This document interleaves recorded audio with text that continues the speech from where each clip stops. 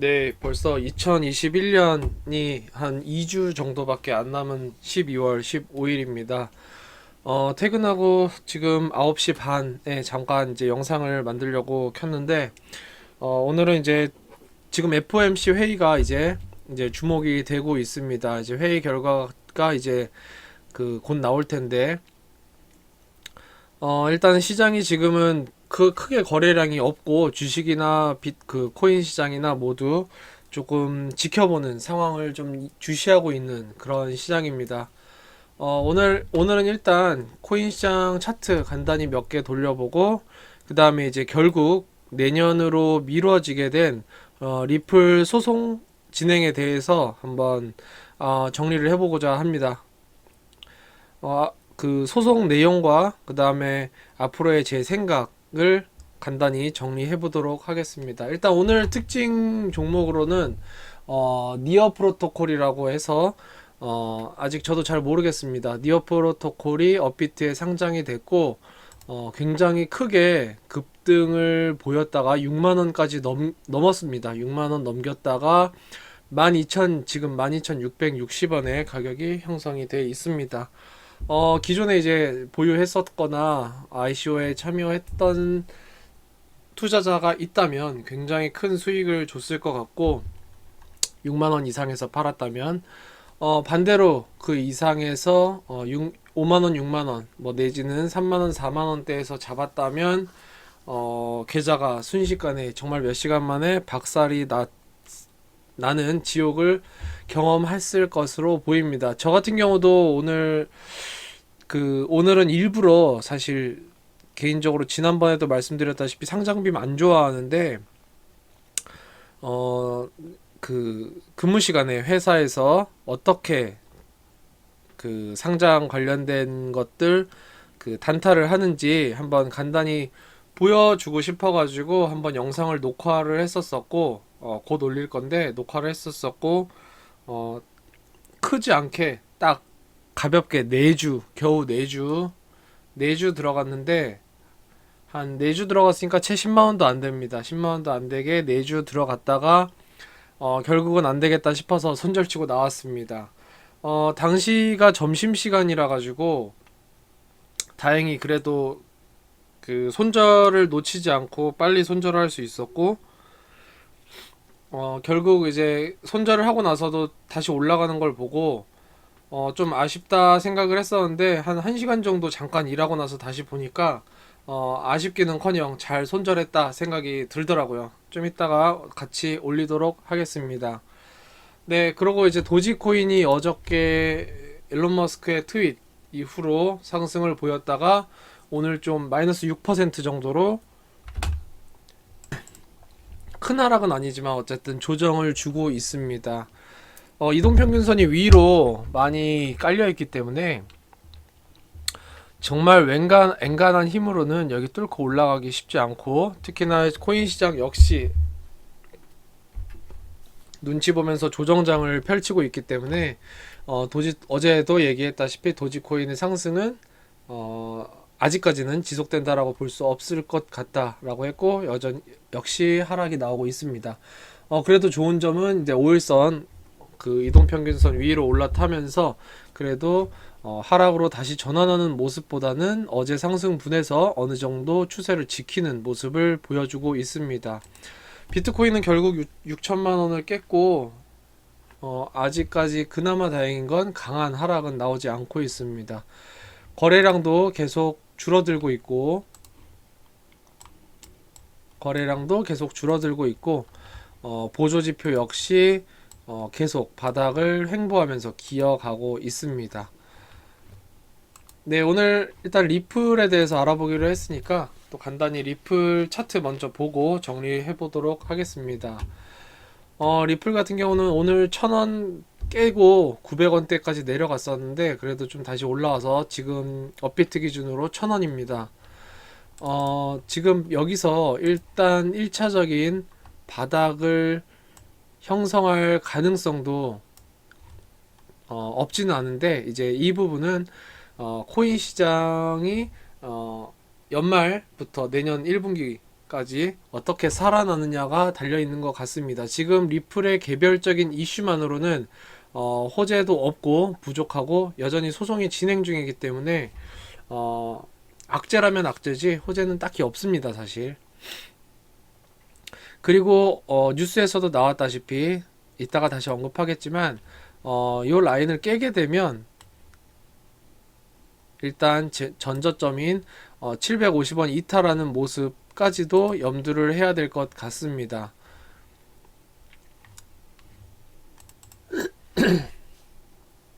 네, 오늘 그래서 이제 리플 소송 관련된 얘기를 해보도록 하겠습니다.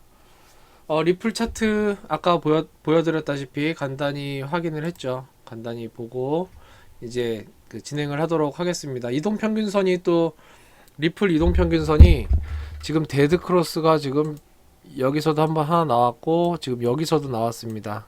연속적으로 데드크로스가 나오면서 아무래도 상승에는 부담이 크게 작용을 할 것이기 때문에 여기서 더 하락 안 하면 다행인 거고 하락하게 되면 그 이하도 생각을 해야 되는 구간이다 라고 보시면 될 것 같습니다. 제 개인적인 의견으로는.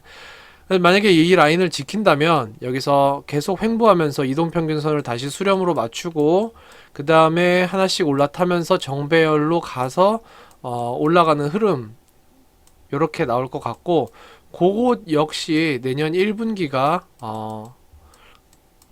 그 소송 관련한 어느 정도 이 가다가 나올 거기 때문에 그때 가봐야 알 것 같습니다. 그 내용 이제 정리하도록 하겠습니다.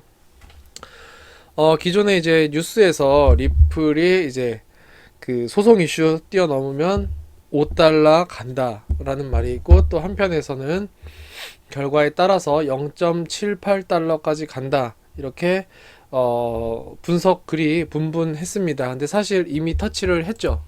보시면 리플의 달러 차트입니다. 달러 차트를 보면 이미 여기서 한번 왜 그랬는지 저도 이제 안 봤었는데 오늘 보니까 크게 한번 내리 꽂으면서 밑에 꼬리 장대로 달았습니다. 밑꼬리 길게 달고 다시 올라가면서 양봉으로 마감을 당시에는 했고 그 다음에 이제 내려와서 여기서 바닥권을 다지는 모습을 일단은 보여주고 있습니다. 여기서 다지는 거 실패하면 내리 꽂으면 0.78까지 간다 그랬는데 0.78 얼마 안 남았습니다. 0.78 얼마 안 남았고 오히려 그 이상으로 해서 요 0.6 이하까지 떨어지는 모습이 나올 수 있기 때문에 리플 좀 조심해야 된다라고 그렇게 생각을 합니다. 소송 결과에 따라 리플 가격이 요동칠 것이라 라고는 하는데 현재로선 그렇기 때문에 매수할 이유가 없고 소송 결과에 따라서 요동친다는 건 너무나 당연한 얘기입니다. 불확실성 때문에 한편 0.78달러 깨면 30% 이상 추가 급락을 한다는 분석도 보도가 됐는데 차트상 저는 아까 얘기 드렸다시피 0.6달러 이하로 내려가는 거 분명히 염두해야 될 것 같다라고 생각을 말씀드렸습니다. 최근에 스테이블 코인이 주목을 받았었는데 리플은 계속 그 주목에서도 제외되는 흐름을 보였습니다. 현재 소송은 내년 1월 14일까지 미뤄진 건 보셨죠? 뉴스를 미뤄졌습니다. 결과가 나온다면 내년 1분기에 나올 것이고 또 미뤄진다 하더라도 내년 2022년 한 해 내에는 그래도 결정이 되지 않을까 하고 저는 기대를 하고 있습니다. 왜냐면 워낙 답답하고 불확실성이 크기 때문에 내려가더라도 내리 꽂아야 그리고 소송에서 패소를 하고 내리 꽂든 아니면 승소를 하고 올라가든 뭐가 됐든 방향이 나와야 익절을 하든 보유를 하든 손절을 하든 하는데 지금은 불확실성이기 때문에 사실 이도저도 움직이기가 액션을 취하기가 조금 애매하고 힘든 구간입니다. 분명히 내년 1월 14일까지는 디스커버리 마감일이기 때문에 그런 거고 디스커버리는 영미법에서 법원의 재판 개시 전에 소송 당사자들끼리 증거와 자료를 공유해서 소송 쟁점을 명확하게 하는 제도이며 이때 자료에 의해서 소송 판결의 방향이 상당 부분 결정될 수 있습니다. 최근 11월에 리플의 스웰 행사 소식이 있었고, 기존에서처럼 리플의 스웰 시작 전에 가격이 오르고 종료 후에 가격이 다시 내려가는 패턴 이번에도 보였었습니다. 이번에도 이제 11월 이 전후로 해서 또 요동을 한번 쳤었는데, 이번에도 시작 전에 가격이 상승을 했고 종료 이후에도 하락을 했는데, 시장 전체가 안 좋아지면서 하락이 아니라 그냥 완전히 저점 이탈까지 하는 급락으로 넘어가 버렸습니다. 그 밖에 일단 리플 보유 대상자에 한해서 이제 스파크 에어드랍 이슈가 또 있었습니다. 리플 줄 상패 관련된 또 루머 내지는 보도가 있었습니다. 2021년 12월 14일 뉴스입니다. 지금 같은 이런 소송 이슈가 껴있는 상태에서 이 와중에 캐나다의 가상자산 거래소 비트바이가 1월 13일 내년도 1월 13일부로 리플을 상장 폐지하겠다라는 소식이 보도가 되면서 추가적인 악재로 또다시 작용을 했습니다. 비트바이 측은 온타리오 증권위원회와 국제규제 기관의 정책에 따른 것이라고 하면서 리플의 상태를 계속 모니터링 할 거고, 상황이 변경되면 그에 따라 조치를 취하겠다라고 했는데, 하필 1월 13일이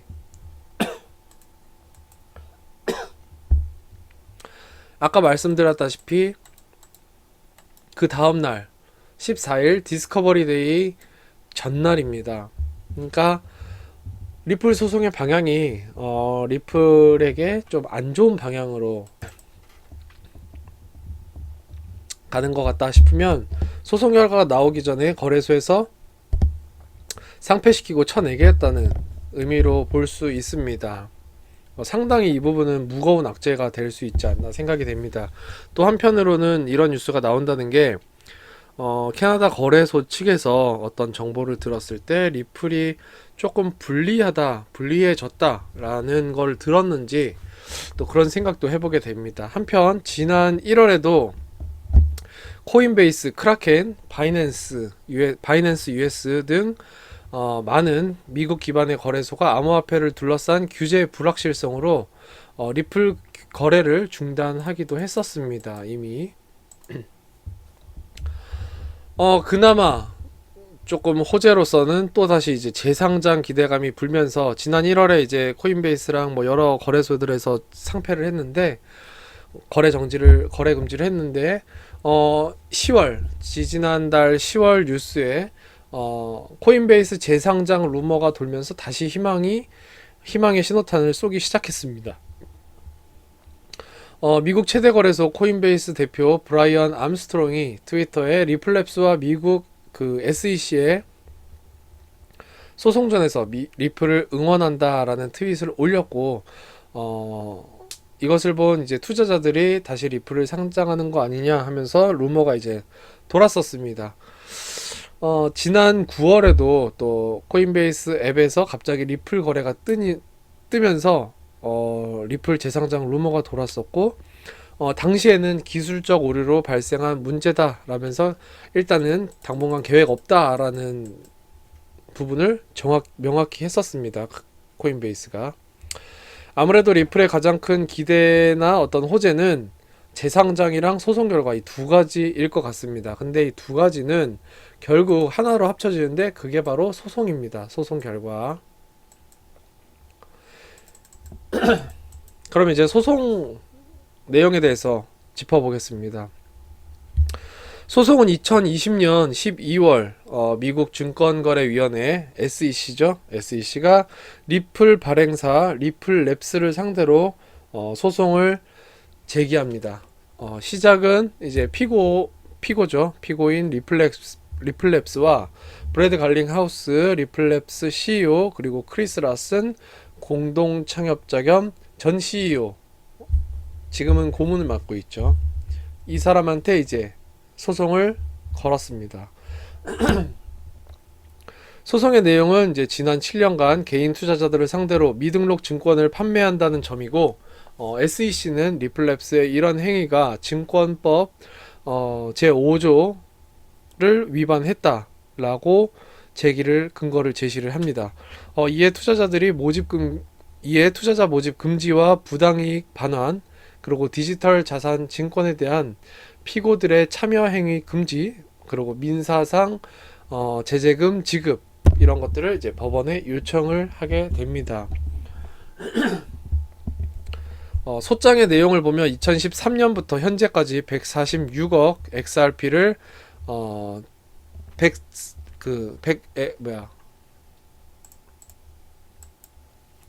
146억 XRP를 상당 현금을 포함해서 대가로 교환, 판매를 했고, 어떤 등록 절차나 어떤 신청이나 이런 것들에 대한 면제도 제출하지 않고 시장에 유통을 했다는 점입니다. 두 번째 소장 내용은 XRP 발행 과정에서 증권 신고서를 미제출했다는 점입니다. 세 번째는 리플레스는 이미 2012년 XRP가 연방증권관련법에 따른 증권에 해당한다는 법률 자문을 받고도 무시하고 2013년부터 증권 투자자를 모집해 왔다고 합니다. 소장 내용의 네 번째는 이제 이것을 통해서 이사회 의장인 라슨과 CEO 갈링하우스가 약 6억 달러 상당의 그 개인 이익을 취했다, 이런 내용이고, 다섯 번째는 갈링하우스가 XRP를 이제 판매한 사실을 숨기고 자기는 장기 투자해 가지고 이렇게 됐다라는 식으로 홍보를 했다고 합니다. 마지막으로는 이렇게 상당 수량 보유한 XRP를 스스로 만든 정보의 비대칭성, 즉 자기가 이제 판매한 거죠. 자기가 판매를 하면서 이제 자기는 장기 투자했다라는 식으로 이제 홍보를 한 그런 것부터가 다 정보의 비대칭성입니다. 정보의 비대칭성을 이용해서 현금화를 하면서 투자자들에게 이 위험을 전가했다라는 점을 꼬집으면서 소송이 제기가 들어갑니다.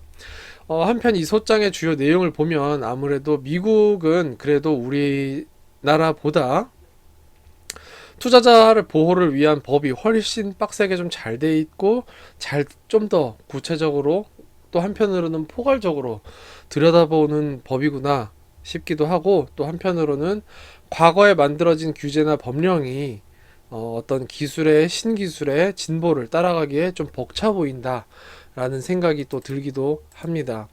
이 소송의 핵심은 결국은 리플, 즉 XRP는 증권이다 아니다, 이 부분인데, SEC에서 증권거래위원회에서 지적한 내용을 보면 결국 투자자들이 XRP를 사들인 목적에 투기성이 있고, 리플랩스는 투자자들에게 적극적으로 수익 기대감을 심어주었다고 지적을 하면서 리플랩스가 XRP에 대한 수요를 늘리고 더 높은 가격에 매도할 수 있게끔 거래량을 증가시킬 수 있도록 그런 노력을 하겠다, 뭐 그런 약속을 이제 했다는 점을 지적을 했습니다. 게다가 통화도 아니고, 화폐로서의 기능이 아직 없죠. 통화도 아니고 또 실생활에 쓰일 수도 없다는 점을 지적을 하면서 이렇게 소송이 제기가 됐습니다. 이 소송이 제기가 되면서 리플이 이제 완전히 바닥으로 꼬라박았죠. 꼬라박고, 그러다가 올 3월에 2021년 3월에 법원에서 리플 투자자들의 그 소송 관련 참여를 허가를 합니다. 그러니까 리플 투자자들도 이 소송에 적극적으로 임할 수 있게끔 근거 자료를 제시한다든지 아니면 아니다라고 한다든지 자기네들끼리 어떤 무언가를 PR할 수 있는 그런 것들, 모든 것을 포함합니다. 이렇게 그 소송 관련된 참여를 허가하면서 좀 더 리플에 유리하게 진행이 되기도 했습니다. 현재도 미국에서는 관련 법안으로는 증권과 상품을 명확하게 나눌 차이점이나 기준이 부족하다고 평가가 되고 있습니다. 따라서 소송 결과가 무조건적으로 리플에 불리한 것도 아니고, 또 승소나 재상장 등의 이슈가 이루어지면 상당한 급등도 예상이 됩니다. 최근에 뉴스에서 SEC 위원장이 비트코인 현물 ETF와 관련해서 법적 기준을 확인 중이다 라는 얘기가 보도가 됐습니다. 게리 겐슬러 위원장이 캐나다 및 유럽 규제기관이 현물 ETF를 승인을 했지만 SEC는 연방증권법에 따라서 적용 가능한 법적 기준과 절차를 확인하고 있다라고 했는데 이 부분이 상당히 중요한 것 같습니다. 이 부분이 결국은 현물 ETF를 승인하는 거는 시간 문제 아니냐, 시간 문제 아니냐, 이렇게 저는 사실 이 글이 해석됩니다. 이미 유럽과 캐나다와 유럽에서는 현물 ETF를 또 일부 승인을 했기 때문에 지금 시장은 또 중국에서 미국으로 넘어가고 있는 시장이기 때문에 앞으로의 미국이 이제 큰 코인 시장의 큰 손이 될 것이고, 미국이 결국 이 현물 ETF를 승인을 하게 되는 순간 코인 시장은 분명히 상당한 탄력을 받고 올라가게 되지 않을까, 이렇게 생각을 합니다. 코인 시장이 더 안정되고 규제와 법망으로 들어오기 때문에 사실상 거래를 양지로 끌어올리고 활성화시키는데 상당 부분 일조할 것으로 보입니다. 제가 볼 때 이 리플의 소송이 의미하는 바는 바로 이것입니다. 코인 시장이 더 안정되고 더 올라오고 더 활성화되는 그런 계기가 될 것으로 저는 봅니다. 결국 현재까지 상황으로 볼 때 코인 시장은 거품일지언정 사라질 시장은 아니고, 규제나 법령이 마련되고 결제 서비스가 증가하거나 기관 투자자들이 모이기 시작하면 올해, 작년, 재작년 계속해서 봤을 때의 테슬라의 주가처럼 상당한 급등이 저는 예상이 됩니다. 단 선별적이고 소위 말해서 가는 놈만 가는, 즉 스캠이나 뭐 어떤 이런 비리비리한 코인들은 이제 시장에서 사장이 되고 우량한 프로젝트만 살아남는 그런 안정된 자산 시장이 되지 않을까, 이렇게 저는 기대를 해봅니다.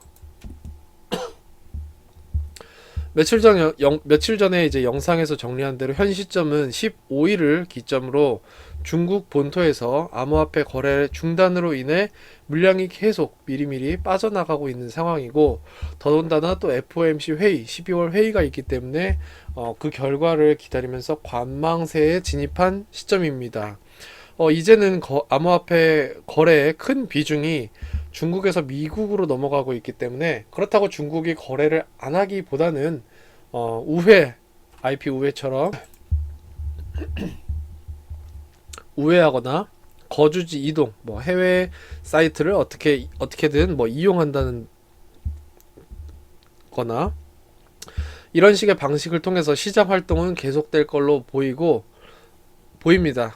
그렇기 때문에 시장이 저는 죽을 거라고 생각하지 않기 때문에 급할 건 없지만 그렇다고 미리 겁먹고 죄다 손절할 이유는 또 없다, 이렇게 보고, 리플만을 보면 이미 리플의 보유자라면 이제 와서 섣불리, 이미 털었으면 털었지 이제 와서 섣불리 전부 손절치고 정리하기보다는 그러기에는 이미 너무 늦은 감이 있다고 저는 생각을 합니다. 한편 신규 매수 진입자 같은 경우도 너무 이른 감이 있기 때문에 굳이 지금 매수를 해야 되나 싶고, 보유자가 아직도 안 털었다면 굳이 지금 매도해야 되나 싶습니다. 그렇기 때문에 이제 벌써 2021년이 이제 끝나가는 마당에 소송 진행 부분을 확인하고 내년 1분기 확인하고 들어가는 것도 늦지 않다라고 저는 보고 있고, 그때 매수를 하든 매도를 하든 들어가도 늦지 않다라고 저는 생각을 합니다.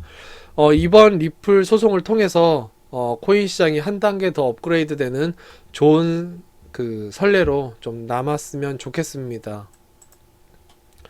현재 암호화폐 규제에 관해서 이제 상대적으로 오픈된 곳은 이제 아랍에미레이트, 뭐 일본, 싱가포르, 스위스, 뭐 이런 곳들이고, 아무래도 단속과 규제로 가고 있는 것은 탑2 인도와 중국입니다. 현재 리플랩스의 기업 가치는 100억 달러, 약 우리 돈으로 11조 8천억 정도에 달한다고 하고, 구글의 모회사인 알파벳, 벤처 캐피털 계열사 GV, 그리고 뭐 안데르센 호로위츠, 뭐 일본의 SBI 홀딩스, 이런 것들이 또 리플의 투자사로 참여가 돼 있기 때문에 앞으로의 소송이 좀 좋은 방향으로 흐르고, 더 나아가서는 코인 시장에 이제는 좀 더 좋은 안정된 선례로 남기를 기대해 보면서 오늘 리플에 관련된 정리를 마무리하도록 하겠습니다. 지금 현재 시장 간단히 보고 마무리하겠습니다. 지금 비트코인 여전히 똑같이 5,917만 원이고 도지 218원. 그 다음에 리플은 992원으로 결국 또다시 1,000원이 깨졌습니다. 솔라나가 좀 오르고 있습니다. 20만원이고 폴리곤이 2,400원. 그 다음에 뭐 샌드박스 5,820원, 이오스 4,000, 휴먼스케이프 346원, 그 다음에 밀크가 155원의 가격이 형성이 되어 있습니다. 거래 대금 기준이기 때문에 요 상위 코인들이 그래도 좀 거래가 활성화된 코인이라고 보시면 될 것 같습니다.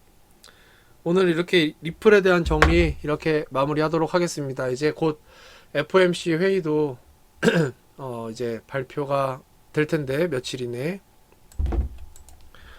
이내가 아니죠. 지금 벌써 현재 시간 기준으로 지금 미국 뉴욕 기준으로 이제 아침 7시 한 반 정도 됐을 겁니다. FOMC 회의가 나오고 또 불확실성으로 대두됐던 게 이제 중국의 헝다그룹, 워낙 대규모에다가 중국 부동산 시장을 좌지우지하는 그 헝다그룹이 이제 디폴트 선언을 하면서 헝다그룹 이슈가 있고, 그리고 이제 말씀드렸다시피 며칠 뒤에 나올 미국의 선물옵션 마감일,